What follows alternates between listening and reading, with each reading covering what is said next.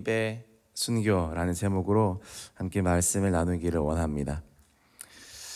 순교라 하니 좀 거창합니다. 그러나 기도하면서 주시는 감동은 나의 눈과 우리의 눈과 또 귀와 입이 이렇게 먼저 순교해야 한다. 그래서 그런 감동을 주셔서 말씀을 나눕니다. 우리의 목숨을 한번 주님을 위해서 내어놓는 것도 참 귀하고 또 아무나 할 수 있는 일도 아니고 참 어려운 일인 것 같습니다. 순교는 참 선택된 자들의 그런 몫인 것 같기도 합니다. 그러나 이 못지않게 우리가 가지고 있는 이 눈과 귀와 입을, 순교는 한 번이지만 그러나 이 눈과 귀와 입을, 내 모든 것들을 하나님 앞에 굴복시키고 순복시키는 것은 순교만큼이나 힘들다. 순교만큼의 그런 평생을 이것을 가지고 하나님께 영광을 돌려야 하는 것인데, 이것이 참 순교 못지않은 그런 결심과 결단이 있어야 내 온몸이 또 내 눈과 귀와 입이 하나님이 기뻐하시는 그런 도구가 될 수 있다, 그런 생각이 듭니다. 첫 번째로 눈의 순교입니다. 눈이 죽어야 됩니다. 예수님을 위해서 우리의 눈이 순교해야 하는 것입니다. 눈은 우리 영혼의 창문입니다. 눈을 통해서 모든 것이 다 들어오게 되어 있습니다. 우리의 오감 중에 인지율이 가장 높은 것이 바로 눈입니다. 우리가 지각하고 인지하고 느끼는 것에 얼만큼, 몇 프로가 눈을 통해 들어올까요? 적게 잡으면 70%, 대략 77% 정도의 인지율을 눈이 감당합니다. 우리 온몸에서 내가 주변의 환경을 다 느끼고 파악하는데 77%가 눈에 사용이 된다는 것입니다. 미국 카울리 리서치 연구소는 시각의 인지율을 87%까지 보고 있습니다. 우리가 인지하는 제일 많이 인지하고 쓰는 것이 바로 눈이라는 것입니다. 내가 살아가는 동안에 거의 90%에 이르는 모든 느낌들, 지각들, 그 모든 것들이 눈을 통해 다 들어온다는 것입니다. 그러니까 우리가 살아가는 삶은 곧 보는 것이다 라고 말해도 사실 과언이 아닌 것입니다. 제일 쉽게 사용할 수 있는 게 바로 눈입니다. 그리고 우리의 눈은 정말 빠릅니다. 내가 무엇을 볼지, 내가 무엇을 보지 말지를 생각하기도 전에 눈이 움직입니다. 눈이 먼저 움직입니다. 그런 경험 혹시 많이 하시지 않으신가요? 우리는 생각하고 보지 않습니다. 저것을 봐야지 하고 보고, 이것을 봐야겠다 하고 보고, 우리는 그렇게 살지 않습니다. 우리는 그냥 우리의 시선이 가는 대로 보는 것입니다. 그러므로 우리는 생각하는 대로 보는 것이 아니라 보는 대로 생각하게 되어집니다. 내가 보는 것대로 생각을 하는 것입니다. 우리의 생각의 속도, 빌 게이츠가 생각의 속도라는 책을 쓴 적이 있는데, 그러나 이 생각의 속도보다 빠른 게 눈의 속도입니다. 우리의 생각을 앞지르고 먼저 보는 것, 내 눈이 그만큼 빠르다는 것입니다.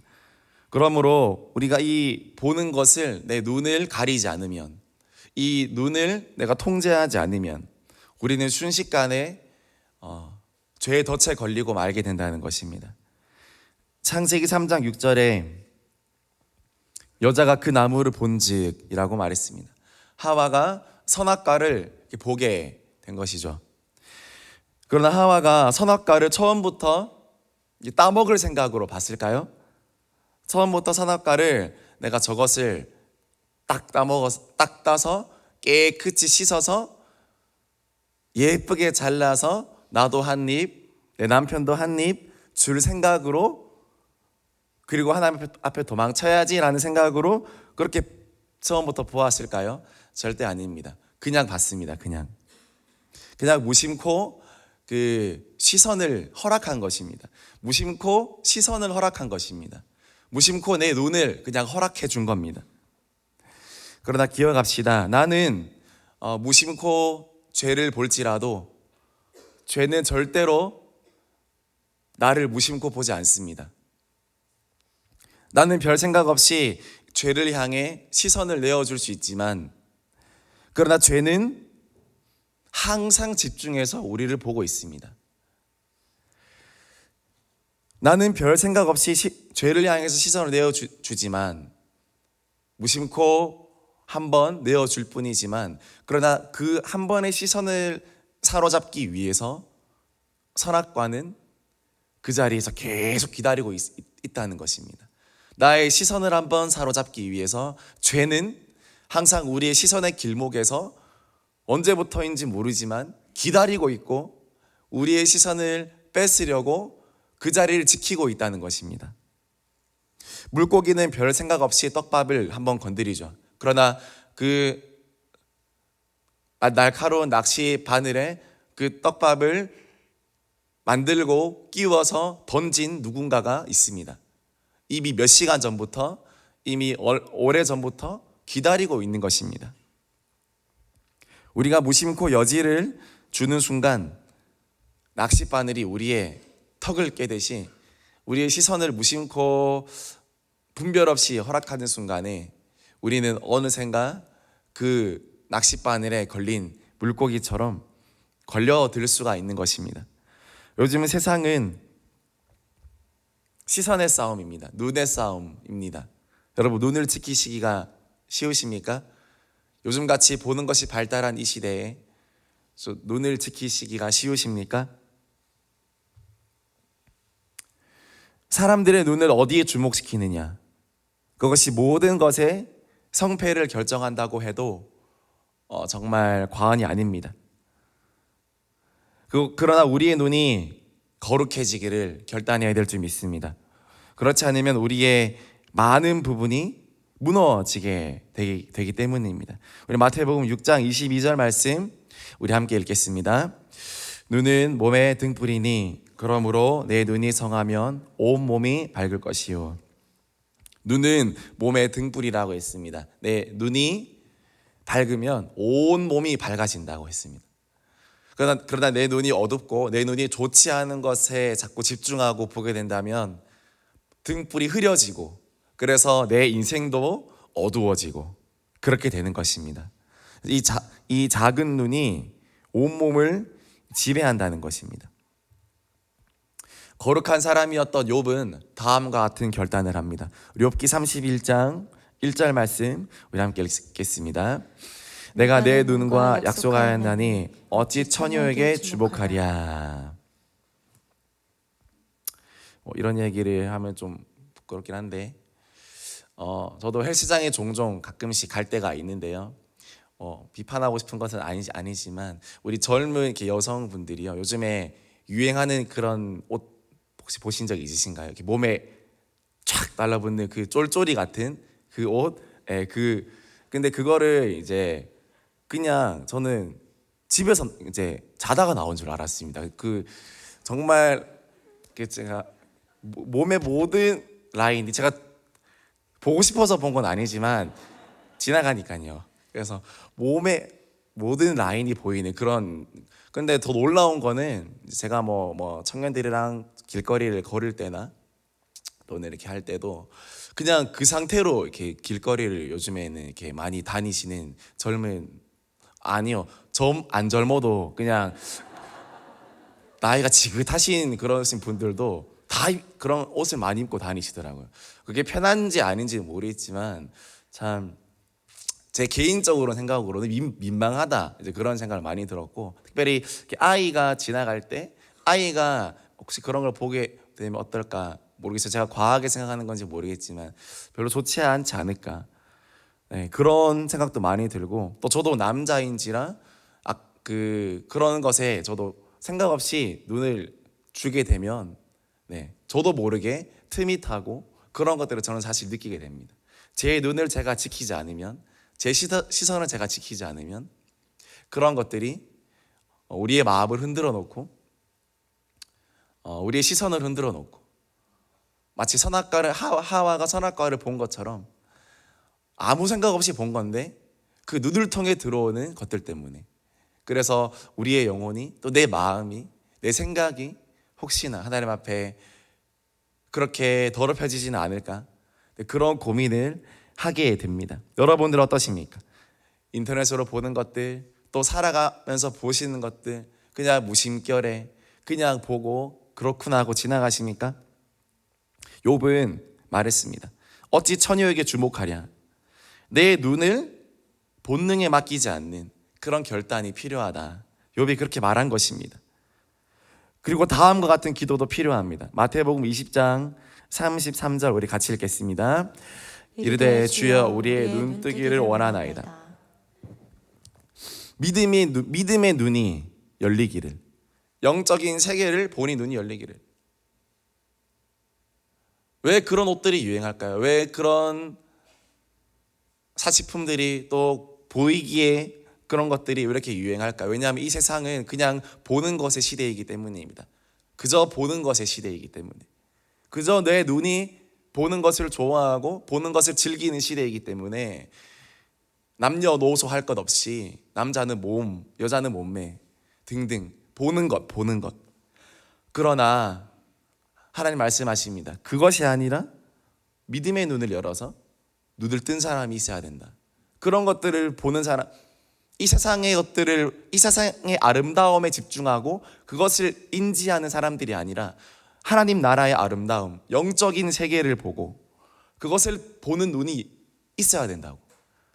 그 눈이 열려야 한다고. 그 사람들이 결국 이 하나님 나라를 주도해 나가고 그저 안목의 정욕에 육신의 눈에 혈안이 되어 있는 이 시대에 그 모든 것들을 장악하고 다스리고 또 주도할 수 있는 그 사람들은 육신의 눈이 아니라 영적인 눈, 믿음의 눈, 하나님 나라의 눈, 그 눈을 가진 사람이다라는 것을 말씀해 주고 있습니다. 정말 우리의 믿음의 눈이 열리기를 원합니다. 여러분, 보는 것 때문에 낙심하지도 마시고 기뻐하지도 마십시오. 다만 내 영적인 눈이, 믿음의 눈이 열려서 그것을 통해 허락하시는 하나님의 그런 은혜들만을 사모하십시오. 내 눈이 더 거룩한 것을 보기만을 더 결단하십시오. 무엇을 보든, 인터넷을 하든, 또는 내가 이 세상을 살아갈 때 보는 것이든, 하나님, 내 눈을 통해 이 세상의 가치관에 들어오는 것이 아니라 하나님 나라의 그 가치를 볼 수 있는 눈을 저에게 허락하여 주옵소서. 그렇게 정말 결단하면서 내 눈이 하나님을 기쁘시게 하는 그런 눈이 되어지기를 정말로 주님의 이름으로 축복합니다. 두 번째로 귀의 순교입니다. 귀의 순교. 우리의 귀도 순교해야 합니다. 우리의 귀는 두 가지로 됐습니다. 첫 번째는 소음이요, 두 번째는 소리입니다. 소음은 영양가가 없습니다. 그리고 소음은 꼭 들을 필요도 없습니다. 아니, 때로는 적극적으로 거부해야 하는 것이 바로 소음입니다. 반면에 소리는 꼭 들어야 합니다. 소리는 꼭 들어야 합니다. 어떤 소리를 들어야 됩니까? 하나님의 소리를 들어야 됩니다. 예수님께서 공생애를 시작하시기 전에 이 소리를 들으셨습니다. 우리 마태복음 3장 17절 말씀 같이 읽겠습니다. 하늘로부터 소리가 있어 말씀하시되 이는 내 사랑하는 아들이요 내 기뻐하는 자라 하시니라. 예수님은 소음이 난무하는 이 세상 한가운데 하나님의 소리를 들으셨습니다. 소음이 난무했습니다. 누가 예수님이냐, 누가 그리스도냐, 저 사람이냐, 이 사람이냐, 누가 너희 제자냐, 누가 메시아냐, 누가 왕이 될 사람이냐, 누가 앞으로 이 이스라엘의 판도를 로마를 전복시키고 구원할 것이냐 등등 세상의 수많은 소음, 그리고 헛된 기대들로부터 오는 예수님께로 향한 그런 소음들, 예수님은 이런 사람이어야 해라는 그런 소음까지, 예수님이 원하시지 않는 소리까지, 소음까지 예수님은 다 들으셔야 했습니다. 그러나 그 소음이 난무하는 그 한가운데 예수님이 집중하셨던 소리는 딱 한 가지, 하나님의 소리였습니다. 내 사랑하는 아들이요 내 기뻐하는 자라. 내 사랑하는 아들이요 내 기뻐하는 자라. 이것이 예수님께서 집중했던 소리입니다. 중요한 것은 사람들이 나에 대해 어떻게 말하는 것이 아니라 하나님이 나에 대해 어떻게 말하는 것인가에 대해서 예수님이 중요하게 여기셨기 때문에 예수님은 하나님의 소리를 집중해서 들으셨던 것입니다.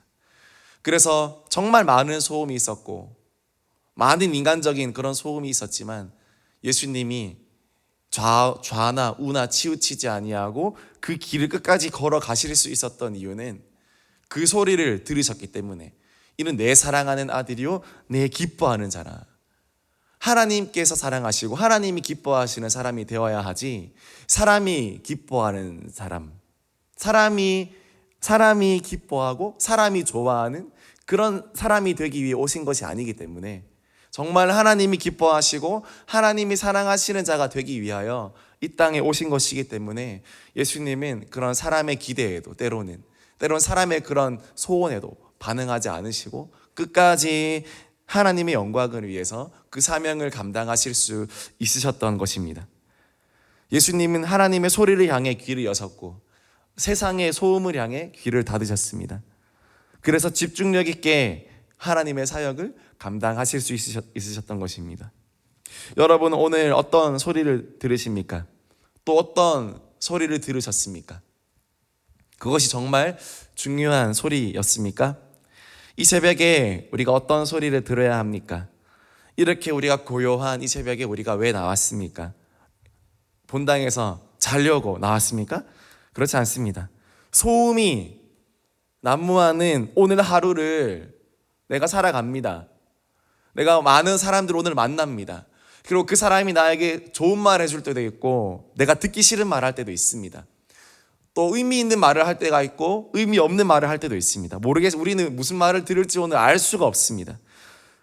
그런 오늘 알 수 없는 오늘 하루를 살아갈 때 여러분의 마음을 지키는 것은 무엇입니까? 여러분이 먼저 들어야 할 소리는 무엇입니까?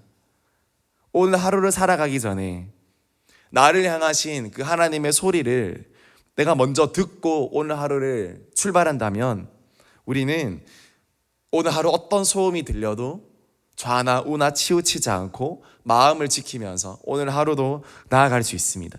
오늘 하루도 온전히 하나님의 뜻을 이룰 수 있게 된다는 것입니다. 오늘 이 새벽 가운데 정말 하나님의 소리를 듣기를 애쓰십시오. 하나님의 소리를 듣기를 애쓰십시오. 수많은 다른 소리가 아니라 나를 향하신 하나님의 계획과 소리가 오늘 무엇입니까? 그것을 오늘 들어서 오늘 하루를 마치실 때 내가 오늘 하루 하나님의 소리에 집중했구나, 그래서 오늘 사명 잘 감당했구나, 정말 그런 하루가 되어지기를 소망합니다. 예수님께서 사역을 시작하시기 전에 그 소리를 들으셨던 것처럼 우리도 오늘 이 새벽에 그 소리를 들어서 정말 오늘 하루 주님의 기쁨이 되어지는 저와 여러분들이 되어지기를 소망합니다. 우리의 귀가 잘 죽어서 정말 들어야 할 것을 듣고 듣지 말아야 할 것들은 때로 무시하십시오. 때로도 무시하십시오.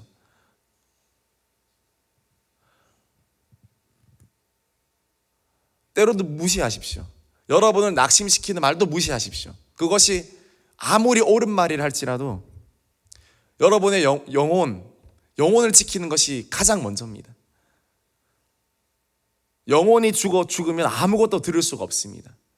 그래서 정말 영혼을 잘 지키십시오. 마음을 잘 지키십시오. 영혼을 추스리십시오. 취사 선택해서 들으십시오. 영혼이 건강해야 잘 들립니다. 그래서 정말 하나님과 사람의 말이 들리지 않습니까? 리더의 말이 들리지 않습니까? 선생님의 말이 들리지 않습니까? 그러면 기도의 자리에 나와서 하나님, 제 귀를 열어주십시오. 제 영혼이 들리지 않습니다. 제 귀를 열어주십시오. 그렇게 귀를 열 수 있도록 하나님 앞에 기도하시면 정말 리더들의 말, 그런 말들도 다 들을 수 있습니다. 받아들일 수 있습니다. 그러면 안 듣긴다고 안 듣는 것이 아니라 정말 기도의 자리에 나와서 하나님과 관계를 회복해서 내 귀를 살리십시오. 들을 수 있는 귀가 되게 하십시오. 그래서 하나님의 말씀이 들릴 때 정말 영적인 조언이 들려질 때 그것을 들을 수 있는 길을 만들어 가기를 소망합니다. 그럴 때 우리 인생이 형통하게 되어지고 정말 복된 인생이 되어지게 될 줄 믿습니다. 정말 귀가 죽어야 할 때는 죽으시고 귀가 들어야 될 때, 살아야 될 때는 꼭 살아서 하나님 말씀하시는 소리를 다 들어 순종하게 되어지는 그런 은혜가 있게 되어지기를 주님의 이름으로 축복합니다. 마지막으로 입의 순교입니다. 예수님을 위해서 우리의 입도 순교해야 합니다. 입이 잘 죽어야 됩니다. 내 입은 하나님이 보시면서 칭찬하시는 입입니까? 아니면 근심하시는 입입니까? 하나님이 내 입을 보시면서 야, 내가 너 입 정말 잘 만들어줬다. 내가 너 입 진짜 잘 만들었다. 네 입, 정말 나를 흡족하게 하는 말만 하는구나.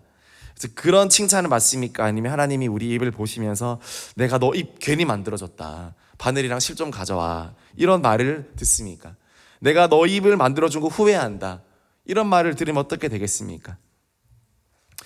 기억합시다. 우리 입은 내가 하고 싶은 말을 하기 위해서 있는 것이 아닙니다.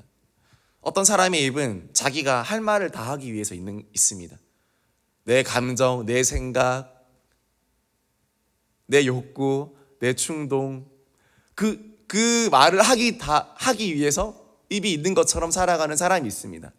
내 입인데, 내 입으로 내가 말하는데 왜? 라고 그렇게 말하는 사람들도 있습니다. 그러나 절대 그렇지 않습니다.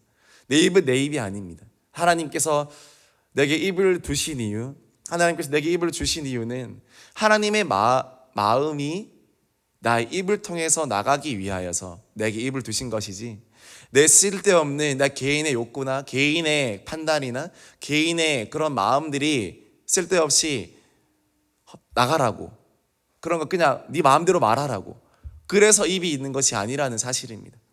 여러분, 오늘 하루 입을 쓰실 때, 오늘 하루 입을 사용하실 때 하나님께서 내 입을 통해 하시고자 하시는 말씀이 나가는 통로가 되어야지, 그것이 나의 욕구의 통로, 나만의 그냥 개인적인 생각의 통로가 되면 안 된다는 것입니다.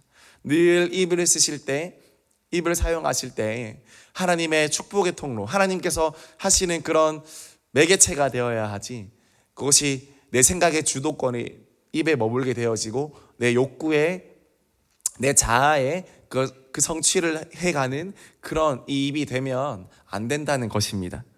그러므로 입에 그런 주인이 바뀌어야 됩니다. 내가 아니라 하나님이 되어야 한다는 것입니다.